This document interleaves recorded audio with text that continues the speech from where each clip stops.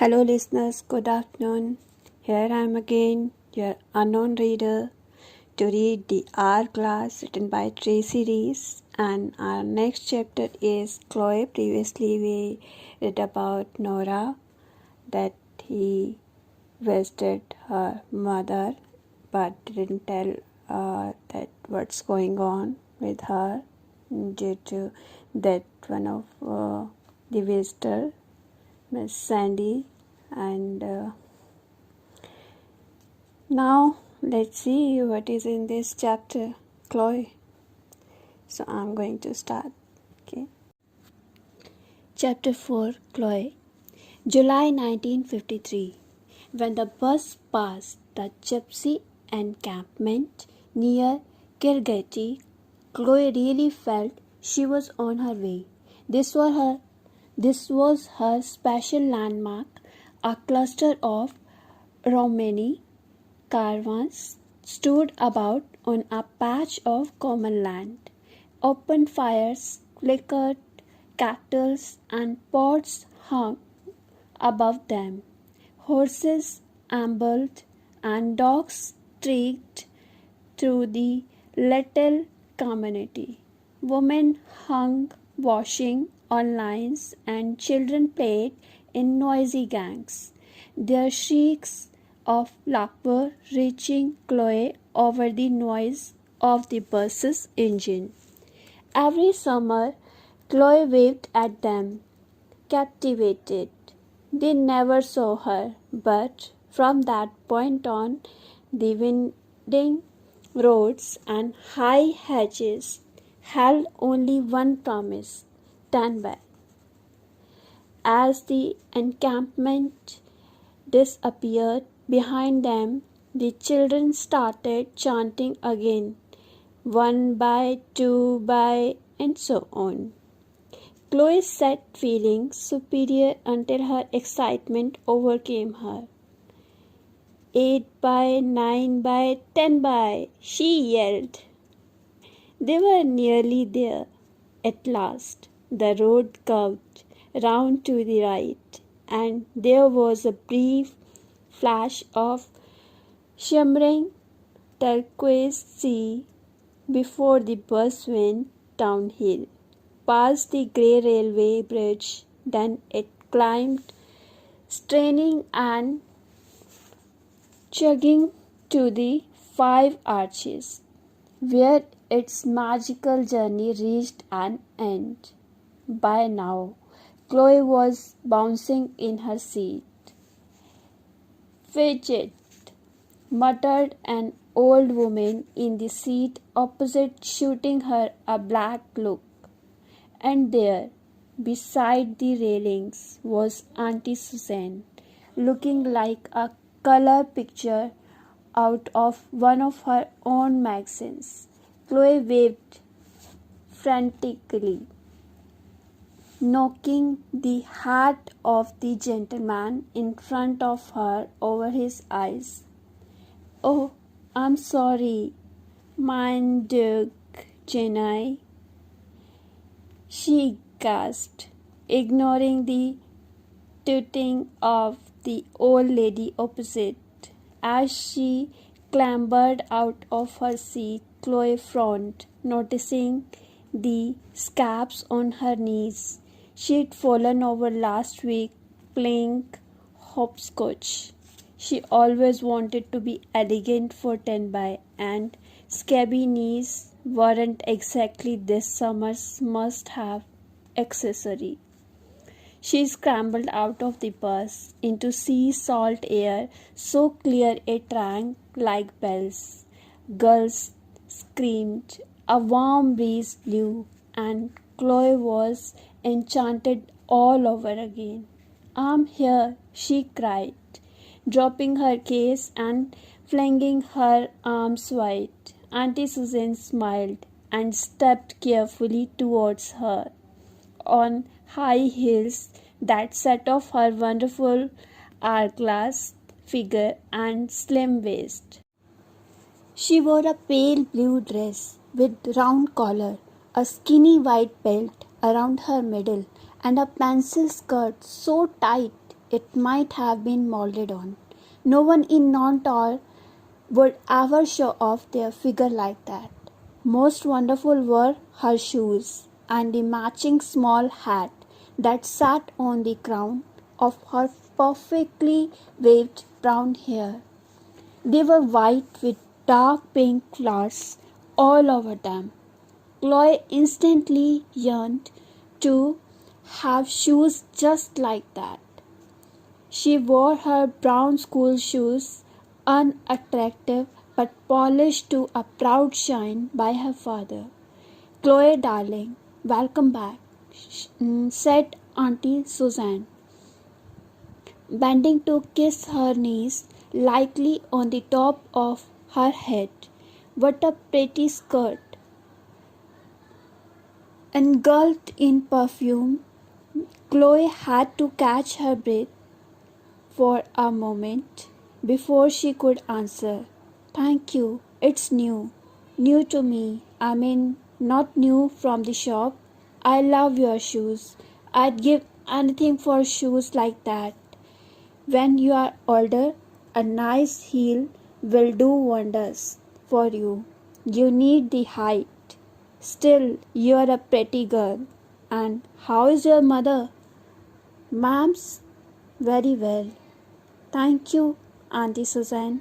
And she says to send you and Uncle Hendrik her love."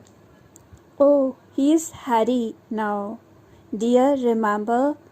And how is Branwyn?" Chloe hesitated. It was awkward because Branwyn refused to acknowledge the cessation of hostilities with Suzanne. The war was over, but Branwyn loved to hang on to a grudge. She's all right. She's as she is," she concluded, borrowing a phrase often used among the neighbors, and nodding wisely as she had seen the grown-ups do. "How are Megan and Richard?" "Oh, Megan's quite the young lady, growing up fast. She's gone out with her friends, but you'll see her at tea. Richard's busy with his studies, bookkeeping, He's hoping to work in one of the hotels." Chloe screwed her face up at the thought of bookkeeping during a 10 by summer, and it was mean of Megan not to have waited. She must have known that Chloe would love to go with her. Megan's friends were fizzy and fun like sherbet. They set off, Chloe craning her neck to drink in the view of the 5 arches. The old town walls were castellated and chunky against the bright blue of the sky, pink flowers springing from the cracks. They always made her feel that she had landed in a storybook. Prince Chloe of Goldenstream. She didn't seem to have grown out of it yet. She couldn't see the sea from here, but she could smell it. She could hear it too, in the cries of the gulls that soared past on silver white wings like blades. She smiled as they screamed out their stories of ransack and high adventures on the waves. Airborne pirates, Lew called them. They walked past the bowling green, through streets of houses until they reached number 12 Kite Hill. It was a neat, medium-sized house with a pointed porch with lacy wooden edging. Megan may have forgotten her, but Lew hadn't. He was sitting on the doorstep waiting for her. There would be escapes with this afternoon after all. Chloe had met Lew on her first ever holiday at Auntie Suzanne's. The standby and Lew were forever inseparable in her mind. She quite literally stumbled upon him one night. She had been spying on the summer dance for 10 by teens. Megan was in there, of course, with Elma and Evie and Christian. Chloe thought they might have smuggled her in, but they hadn't suggested it. Only 3 years too young.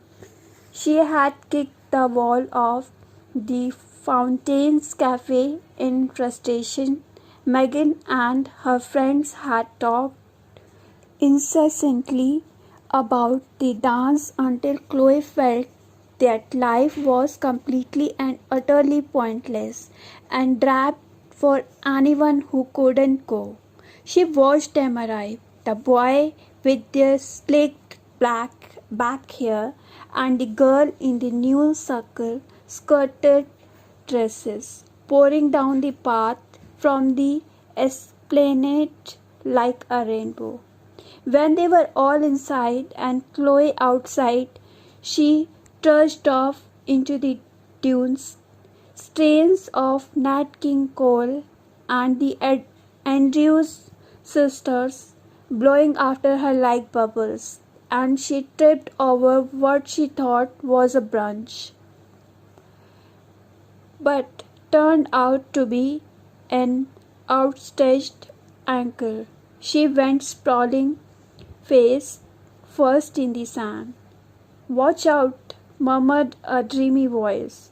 "You tripped me up," she replied indignantly, sitting up and spitting out sand.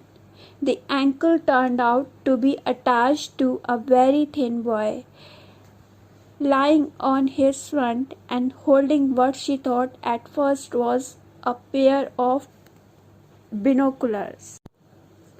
"Oh, he's gone now," he said. "Never mind. Are you all right, by the way?" He sat up, turned round and saw her. "Oh, you're pretty," he added. "Mind if I take your photo?" Chloe saw that it was a camera, not binoculars, that he pointed at her. "Well, not like this," she said crossly, starting to brush the sand off her face and tidy her hair. "No, don't. It's like that I want you. It will make a great photo, trust me." And click went the shutter. "That's enough. I must be a mess," said Chloe. "What were you doing anyway?" "Who's gone?" The boy was wearing shorts and a blue and white striped shirt. The cuffs were frayed and he could do with a good wash. Chloe nodded. She wasn't her mother's daughter for nothing. He had quite long, light brown hair and striking eyes, somewhere between sepia and green, like the fields at home in February. "Who's gone?" "Yes, just a minute ago. You said he's gone." "Oh, there was girl on that bit of driftwood." Chloe was unimpressed. There are girls everywhere. That's not a very interesting picture." "Oh, it was. Come and see." He reached out a hand and pulled her beside him, flat on her stomach. Chloe could see it straight away. A few tall grasses framed a low horizon and a beautiful piece of water-swirled driftwood. It wasn't a view you would normally see. It was pretty. "There was a huge girl just in that space," the boy explained, filling it. He looked like a giant bird. It was a good angle. Chloe could imagine. "Still, sorry I frightened him off, falling down like that. So inconsiderate of me." He grinned at her. "That's okay. Sorry for tripping you. I'm Leonardo Jones, by the way. Chloe Samuel." "Oh, wait there. Don't move." "You're going?"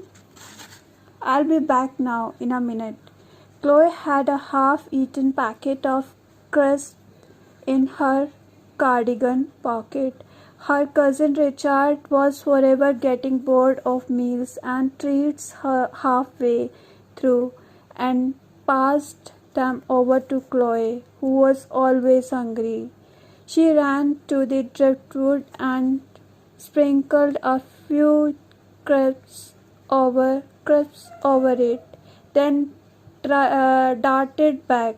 She resumed her place beside Leonard, with their snipper's eye view of driftwood. Crisp, she offered him the bag, while Leonard rummaged in the packet. Two greedy seagulls flew down to feast on the crisps. Oh, clever you! He pushed the crisps back at her and grabbed his camera. Move, you buggers, he muttered, and Chloe was appalled and delighted by his language. Turn around a bit. No, it was better when there was one. Bugger off, you scrawny one. Chloe felt like naturalist on safari as she lay in the sand, munching crisps, watching Leonard frown and fiddle with his camera. She half closed her eyes, pretending the strands of marram were long jungle grasses, and she was waiting for a lion to stalk past the camera.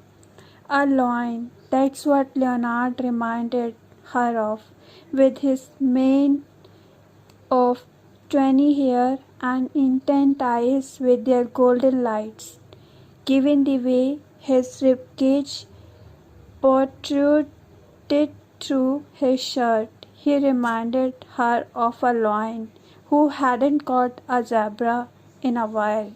She smiled. Didn't the name Leonard mean lion too, like Llewellyn in Welsh? I'm going to call you Lew, she said. It suits you better. The smaller girl flew away, while the other turned right toward them and glared. Gotcha, he said with satisfaction, and turned to Chloe with a smile. Thank you, Chloe Samuel. I think that will be a good one. What did you say just then? I'm going to call you Lew. It's better than Leonard, and you look like a lion. Lew, he repeated. I like that. Mind you, you got the seagull to come back, so I owe you. You can call me what you like. Chloe giggled. Can I call you toilet waste? No. Can I call you merchant chops? No. Can I call you? And they carried on like that until they were both laughing so hard that Chloe's stomach hurt. After that, they roamed around until it was dark. When the tide came in, they moved from the beach to the town, and Lew showed Chloe all sorts of interesting corners she hadn't seen with Megan.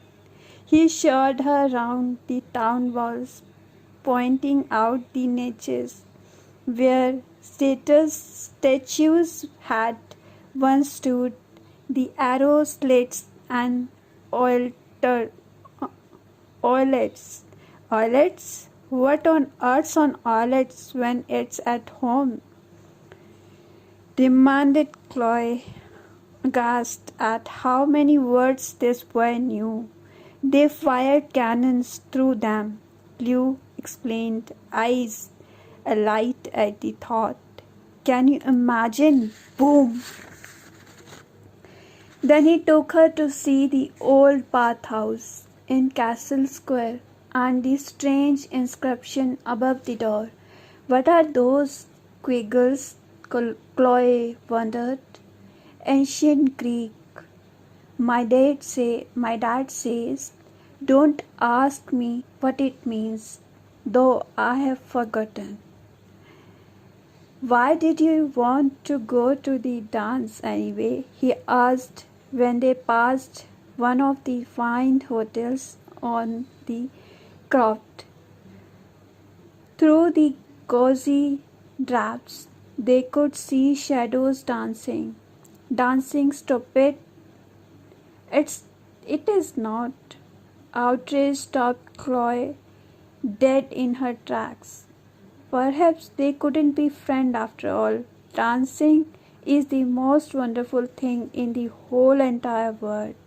And when I grow up, I'm going to be a famous dancer. Are you? Liu looked interested. He didn't scoff and say, "Yes, and I'm the King of England." "Oh, well, you fancy yourself a treat, don't you, Chloe Samuel?" As the people back home all said. So Chloe instantly forgave him. What kind? One of those prancy ballet ones? Chloe sat on the wall overlooking the north beach, the wind blowing her hair across her face. You have to train for years and years to be ballerina, and we can't afford lessons. There isn't even a ballet school in Nantar for me to spy on. She felt sad for a moment, despite the moonlight on the water and the whispering palm trees. But I thought what I could do is be a dancing girl with a band or something. Nothing common, mind you, nothing unladylike. Don't you need a train for that then? Probably, but not as much as ballet, I don't think. See, I am 10, so it's too late for that. But it might not be too late for the other sort. I don't even know anyone who can tell me. Leonard looked down at his feet and kicked his already falling apart shoe against the wall. "I'm it," he said. "Really?" Chloe was surprised. "I thought you were older." "Everyone says that.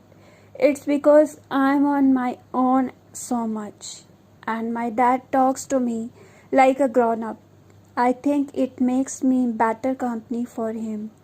See, my mom's gone." Chloe grabbed his hand. "Oh, Lou, I'm so sorry. When did she die?" "Oh, she's not dead. She left. My parents were divorced." "Divorced?" She had never heard the word. "Yes, it means they are not married anymore." She frowned. "But I thought marriage was forever." "Yes, well, it's supposed to be. But my mom changed her mind when I was 5. She lives in London now." "Oh, but do you ever see her?" "Once a year sometimes." "A little bit, yes." "But why did she change her mind?" Liu looked at her with eyes full of confusion and hurt. "I don't know. I always wonder if I did something wrong." "No." Chloe was very firm, very decisive. "You couldn't have. You didn't. I promise." He cocked an eyebrow at her. If the obvious retorts were going through his mind, that she'd never met his mother, that she didn't really know him, he didn't voice them. He just nodded slightly and looked out to sea. "You know, you could have watched the dance," he said after a while. "There's a trellis between the dance floor and the cafe, so people can sit and watch." "Oh, I didn't know that. Megan's never taken me there. I might have learned some steps if I'd watched, but if I'd done that, I wouldn't have met you." "That's true."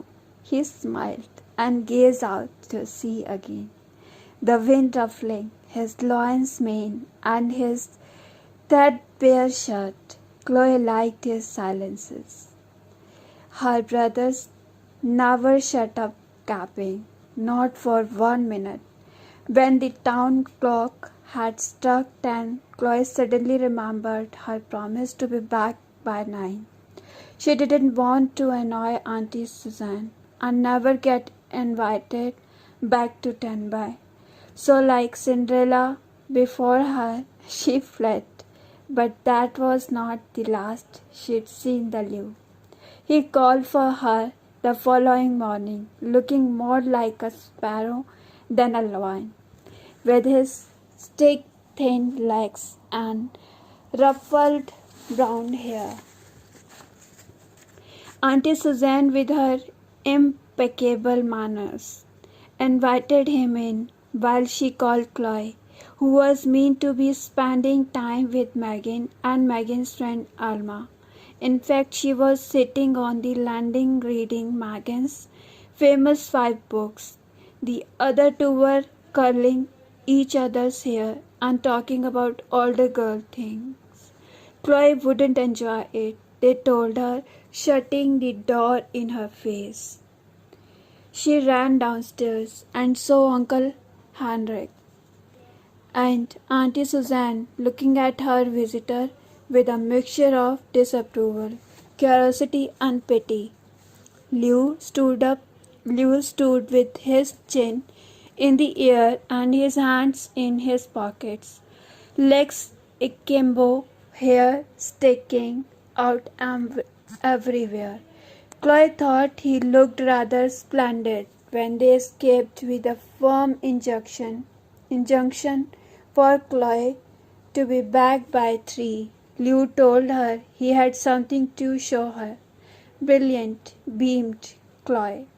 You still want to be friends with me then? He looked at her sideways. Of course, why not? Because of what I told you last night. At once she knew what he meant. The divorce thing. Did that mean other people wouldn't be his friend because of it? She must ask her ma'am about divorce when she got home. She didn't really understand it. All she knew was that she acted to take Lou back to Nanterre with her when she left. Her mother would smother him with kisses and food. She would scrub him to within an inch of his life. She would fuss over him and read him stories till he fell asleep with his head on her leg, as Chloe did. His mother must be a bad woman to leave him, unless his father was a horrible man. But then, why hadn't she taken Lou? He took her to his house, which was near the railway bridge. They went down a narrow lane between houses, echoes of their footsteps bouncing around them, and in through a peeling side gate in a long weedy garden.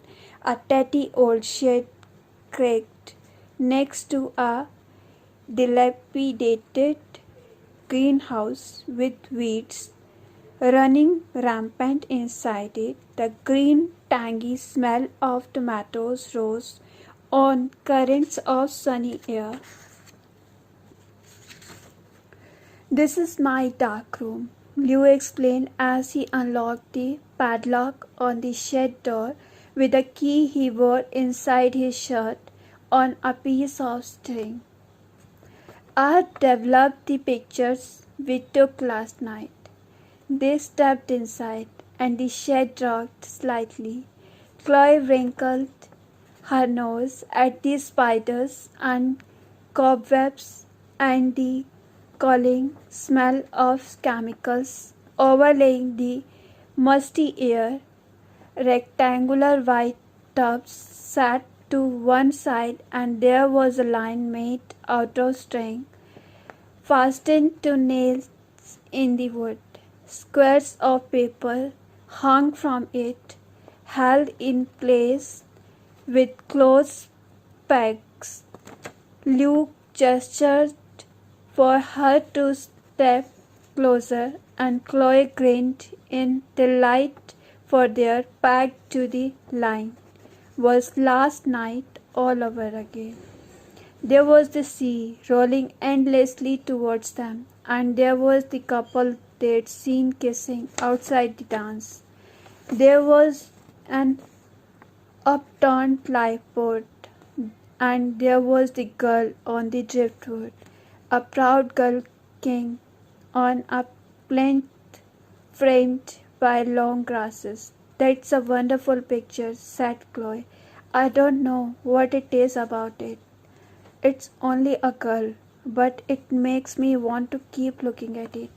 He hardly allowed himself a smile, but she could tell that he was pleased. This is the best one, he said, passing her the last photo, holding it gently by the edges. Chloe held it the same way and looked at her own likeness. She was sitting in the sand dunes with her skirts all messed up, covered in sand. Sand crystals glinted on her face, and there was sand in her long hairs, which was snaking every which way. Her eyes looked clear and bright. Her hair was the color of sand too, the dry, pale sand at the top of the beach. He was right. It was a far more striking photo than if she had tidied herself up and smiled for the camera, like the girls in Auntie Susan's magazines. She remembered that he was only 8. Amazing. There wasn't a single boy of any age in Nantor like him. Even Bethan wasn't half so interesting, and she had won a prize for recitation in the Eastford. Did you do all this yourself? She asked, waving a hand at the plastic tubs, the old blackout curtains at the window, the teetering shelf. He nodded. My dad helped me. He put the shelf up. He got me my camera too, for my birthday last year. Chloe heard the warmth in his voice when he spoke of his father. That was good of him, she said, not knowing how to ask what she really wanted to know. What kind of man is he? Could it be his fault your mother ran away? Of course, that was ages ago when Chloe was 10. Now that she was older and knew Lou better than anyone, they could talk about anything. She knew his father was kind, highly educated man who loved his son and missed his wife. He had never really recovered from losing her, and soon after had lost his job too. Liu said he couldn't stop his mind wandering off after her and started making lots of mistakes. Their household was tainted with regret, and that was why Liu was like an adult in miniature. His mother wasn't a bad person, Liu assured Chloe, just not really interested in living in a remote seaside town with a vague, sighing academic and a small grubby boy. You have to find your own happiness. That was the first time she had heard him say it. She is happy in London. I just wish I could have made her happy, he added with a tiny shrug as though a puff of wind had tugged him. And now, here was Liu again, his camera around his neck, as always, a big loin grin on his face when he saw Chloe. Leonard Jones, what are you doing, cluttering up my doorstep like a tramp? Demanded Auntie Susan. You really are the most outlandish boy. Sorry, Mrs. Kurtz. I was waiting for Chloe. Well, can't you knock on the door and wait inside like a normal person? Richard is at home. He would have let you in. I don't like to be inside, Mrs. Kurtz. Liu explained. He was 11 now, longer and thinner than ever. He was a little cleaner than when Chloe had first met him, but never truly gleamed and never seen in a tie. Chloe stole a glance at her aunt, who was rolling her eyes. Something about Lou always made her roll her eyes. She grinned at him and dropped her case. They exchanged a quick, bright hug, and Chloe looked at her aunt hopefully. "Oh, very well," said Auntie Susan. "I suppose you want to be outside too. I suppose you don't want the boiled eggs, sandwiches, and chocolate cake I prepared for your lunch." Chloe hesitated, biting her lips. She loved boiled egg, sandwiches, and chocolate cake. It was a question of loyalty. Lou or food, Lou or food. But Auntie Susan laughed. "Oh, all right, I'll pack a picnic for you both. You look half-starved. Leonard, isn't your father feeding you?" Lou looked fierce. "He does his best. He is not too good at cooking though. Nor am I," he admitted. Her face softened. "Of course it can't be easy for him, a man alone. Well, can you bear to sit in the kitchen while I pack up the sandwiches?"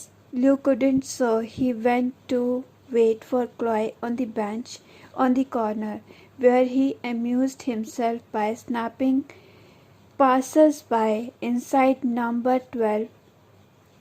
Chloe was greeted by the sight of fresh pink roses on the whole stand and smell of baking. "It's lovely to be back," she sighed. "It's lovely to be back," she sighed. "Thank you for having me again, Auntie Susan." "It's lovely to be back," she sighed. "Thank you for having me again, Auntie Susan." "You're very welcome, Chloe. We enjoy having you. Now I want you to be back by 5 o'clock at the latest. Megan is bringing Elma for tea and Richard has a friend coming too. So I want us all sitting down at a sensible time." Chloe's heart sank a little. Elma, the meanest of Megan's friends. When Chloe had changed into shorts and an old blouse, she went to say hello to Richard, who blinked at her in a distracted sort of way. Then she flew down the stairs and took the satchel that her aunt handed her. It was bulging with sandwiches and cake, all wrapped up in grease-proof paper. There appeared to be enough for 10 children. Whatever the differences between the three sisters, they all had this in common: they could never be accused of underfeeding guests. "Thank you, Auntie Susan." Ecstatic to be back, she threw her arms around her elegant aunt. Susan patted Chloe on the back and pulled away, smoothing her perfect hair. That was one way in which Susan and Gwennon were very different. Quetches and kisses were trademarks of the Samuels household, but in 10 by things were more formal. Auntie Susan might look perfect with her lovely clothes and painted nails, but Gwennon felt like a mother should feel, and nothing could change that. "So you are a 10 by teen at last?" Lou teased when she joined him. He hefted the picnic satchel over his shoulder, and they walked without discussion to the South Beach. It was where they started every holiday. The Fountains Cafe sat right on the sand, and Chloe's stomach gave a roll when they passed it. One night very soon she would be dancing in there with Megan and Elma, Abby and Kirsten, And Pam, even though, if she were honest, she was no more a part of the gang now than she had been that first holiday. I am, and just you wait till you see me dance, Lou Jones. I'll make you tired just watching me. I'm going to dance to every song. I'll dance with anyone who asks me, even if they are fat or sweaty. Just go get the practice. Just to get the practice. What if no one asks you? He demanded, fixing his greeny amber eyes on her. Puff! Chloe shook her silver blonded hair over her shoulders. Of course they will ask me, and if they don't, I'll dance on my own and make them wish they had. Jew, there's Wayne you are. Chloe Samuels, he teased in a query old lady voice. She thumped him on the arm and threw herself onto the sand. Oh, blast! I forgot my Estrel. In her hurry to get to this exact sport, the sport she dreamed of the other 49 weeks of the year, she had left the cream in her suitcase. I can't get sunburnt. Now, with the dance coming up, oh yes, life or death. Your complexion, commented Liu. He unbuttoned his shirt and threw it over her head. There's you are. You won't burn now. Phew, you stink, Lou Jones. Get your nasty boy shirt off me, squealed Loy, wriggling free and throwing it back at him. I was wrong. You aren't any better than my brothers. Give me that cake. Of course, it was well past 5 before Chloe remembered the time, but by now Auntie Suzanne knew how it was when Chloe went out with Lou. Chloe left the beach reluctantly, but it was a happy sort of reluctance because she knew she could come back tomorrow and the day after and the day after that. That was the magic of holidays, only 3 short weeks, but they felt never ending every time. So this is all for today. Our 4th chapter has been over now, and please don't forget I'm your unknown reader, and this is Hourglass written by Tracy Rees. So I will read next chapter tomorrow for you. Don't forget to like, subscribe and share my YouTube channel. Thank you. Bye bye. Have a nice day.